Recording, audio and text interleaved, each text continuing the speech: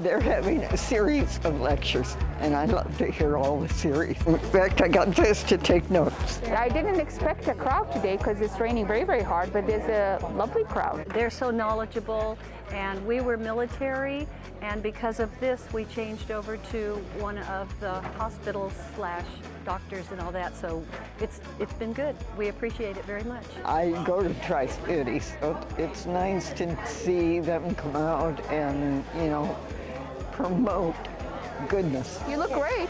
Thank you. I feel good. Yeah, you got a haircut from last time I saw you.